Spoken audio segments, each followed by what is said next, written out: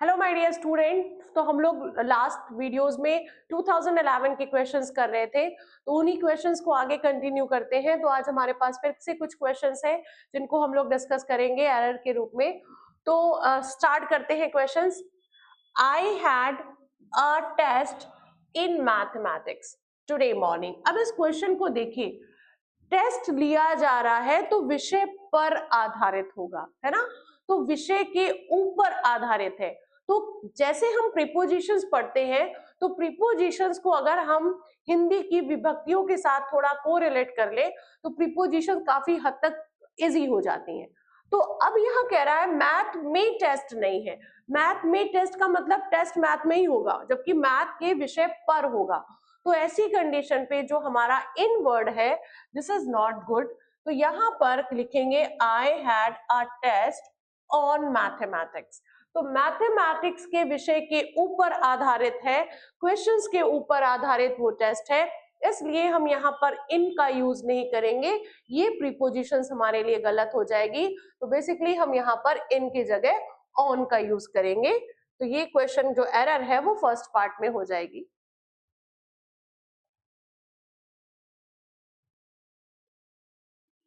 Next question है, a girl must be gracious if she wishes to be a ballerina. इस question को अगर देखें तो इन क्वेश्चंस को हम क्या कहते हैं, कंडीशनल कंडीशनल वाक्य कहते हैं। अब ये कंडीशनल वाक्य क्या होते हैं? कंडीशनल वाक्य का मतलब होता है कि जो पीछे वाला क्वेश्चन है वो बेसिकली डिपेंड होना चाहिए किसी कंडीशन पर या पहली कंडीशन पर। ऐसी अगर आप रेगुलर पढ़ते हो तो आप सफल जरूर होगे। तो आपकी सफलता डिपेंड करती है आपके रेगुलर पढ़ाई करने पर। तो ऐसे सेंटेंसेस को हम लोग क्या कहते हैं, कंडीशनल। तो ये सेंटेंस किससे बना है, कंडीशनल सेंटेंसेस से। इनके लिए कुछ चीजें आप याद कीजिए फॉर्मूला की तरफ, कि अगर कंडीशनल सेंटेंस का पहला सेंटेंस अगर प्रेजेंट इंडेफिनिट का है तो दूसरा वाला विल या शैल में होना चाहिए या मॉडल वर्ब में भी हुआ माना जा सकता है। ठीक है, तो इन दोनों में कुछ भी होगा, इसकी कंडीशन है। ये आपको क्वेश्चन बहुत मिलते हैं और बस आप इनको कंडीशनल के फॉर्म में इस फॉर्मूले से तैयार कर लीजिए तो आपको दिक्कत नहीं होगी। अगर कंडीशनल के बाद वाला सेंटेंस पास्ट इंडेफिनिट का मिलता तो दूसरे वाले में आप इसी तरीके से वुड का यूज कर लीजिए, दूसरी कंडीशन आपको मिल जाएगी।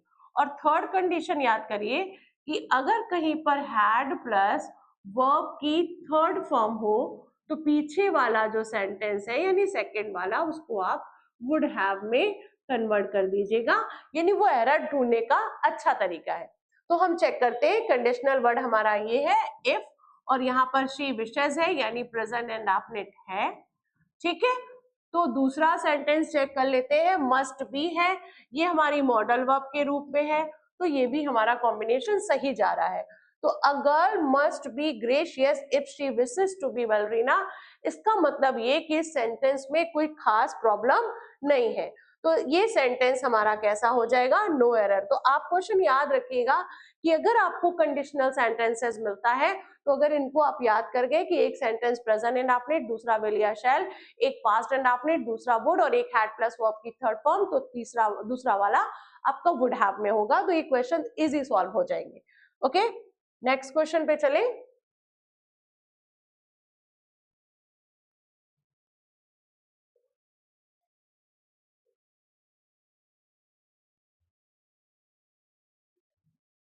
नेक्स्ट क्वेश्चन है, in a very harsh tone she shouted at his servant and told them he does not need their services। अब एक क्वेश्चन देखिए, ये इस तरीके के क्वेश्चन आपके जो भी रिसेंट एग्जाम्स हुए हैं उसमें बहुत आए हैं।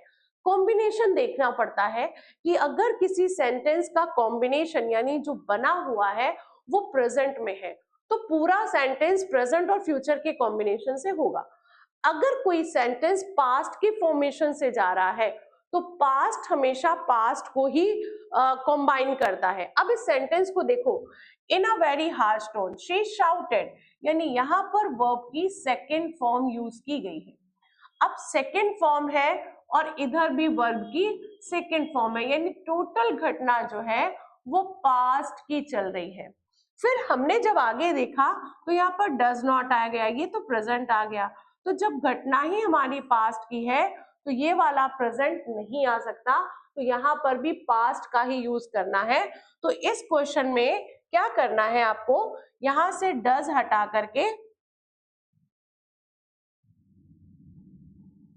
डज हटाकर यहाँ पर डिड का यूज कर देंगे, और जैसे ही डिड लग जाएगा बस ये सेंटेंस अपने आप ठीक हो जाएगा।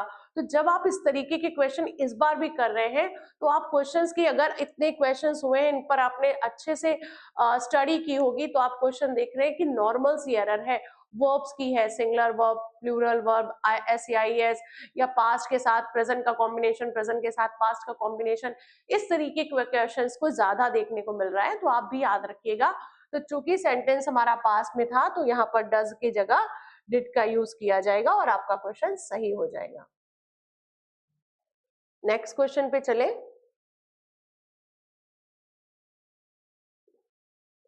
और क्वेश्चन हमसे कह रहा है the committee is thinking not to bring, okay, यहाँ पर अराउंड लगा है, ये फ्रेजल वर्ब प्रॉब्लम है और यहाँ पर अराउंड यूज नहीं किया जाएगा, यहाँ पर अराउंड की जगह अबाउट है, क्योंकि चेंजेस किसी से रिलेटेड है या किसी के बारे में है, किसी के चारों ओर नहीं है।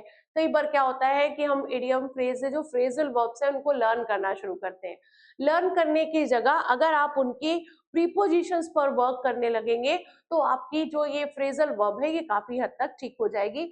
अब चेंजेस है बेसिक स्ट्रक्चर को ले करके, तो ले करके यानी अराउंड जो है वो हमें चारों ओर की बात कराता है, तो यहाँ पर अराउंड का यूज प्रॉपर नहीं आ रहा है। तो ऐसी कंडीशन पे ये हमारे फ्रेजल वर्ब की प्रॉब्लम है, तो यहाँ पर ब्रिंग अबाउट का यूज करेंगे, क्योंकि किसी भी प्रकार की चेंजेस है, जैसे आप देखते होंगे आपको एक वर्ड मिला होगा ब्रिंग अप, बहुत बार मिलता है। तो अगर हम इस पर थोड़ा सा डिस्कस करें तो यहाँ पर एक वर्ड मिला ब्रिंग और इसका साथ हमारा अप मिला है। अब देखिए बेटा, ब्रिंग का मतलब होता है लाना, किसी चीज को लाना या ले जाना, यहाँ पर ब्रिंग का यूज करते हैं। अब यहाँ पर फ्रेज लगाया गया है अप उस कंडीशन में यूज किया जाता है जब कोई चीज ऊपर जाती है और स्टेप बाय स्टेप, तो स्टेप बाय स्टेप अगर कोई चीज ऊपर जा रही है तो वहां पर हम अप का यूज करते हैं। तो देखो किसी भी बच्चे को जब हम पाल पोस के बड़ा करते हैं तो वो एकदम से नहीं बड़ा होता है, स्टेप बाय स्टेप धीरे धीरे करके उसको ऊपर किया जाता है। तो ब्रिंग अप जहां पर यूज होता है वहां पर उसका अर्थ ही हो जाता है पालन पोषण करना। तो अगर पालन पोषण का सेंस आता है और आपके पास इडियम फ्रेज में फ्रेजल वर्ब्स आती है और फ्रेजल वर्ब में आपको अप, अराउंड, अबाउट इस तरीके के ऑप्शन दे रखे हैं, तो आपने देखा कि पालन पोषण स्टेप बाय स्टेप धीरे धीरे करके ऊपर होगा, तो ऐसी कंडीशन पे हम यहाँ पर ब्रिंग अप यूज करेंगे। तो अगर हम थोड़ा फ्रेज इडियम फ्रेजल वर्ब पर काम कर ले तो ये हम अच्छे से कंप्लीट कर सकते हैं। ठीक है, नेक्स्ट क्वेश्चन पे चले।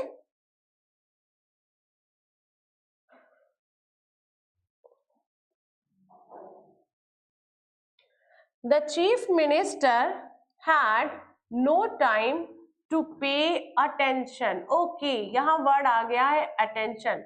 attention के साथ जो हेल्प प्रीपोजिशन लगती है वो हमेशा टू का यूज करते हैं, तो ऑन तो वैसे ही गलत हो गया, तो pay attention to simple matters, तो यहाँ पर पे अटेंशन की वजह से टू का यूज करेंगे, यहाँ पर क्या नहीं लगाएंगे, ऑन का यूज नहीं करेंगे। तो ये प्रीपोजिशन की एरर थी और इस तरीके से 2011 के क्वेश्चंस हम लोगों ने किए हैं। आगे भी मैं आपको और बहुत सारे क्वेश्चंस कराऊंगी और टॉपिक को भी जिक्र जरूर डिस्कस करूंगी। एक नए तरीके से आपको टॉपिक पढ़ने को मिलेगा। बस आप चैनल पर बने रहिए, English by Richa Tiwari, subscribe करिए और कमेंट जरूर करिए। आपकी अगर कोई प्रॉब्लम है तो उसको भी सॉल्व किया जाएगा। All the best to all of you.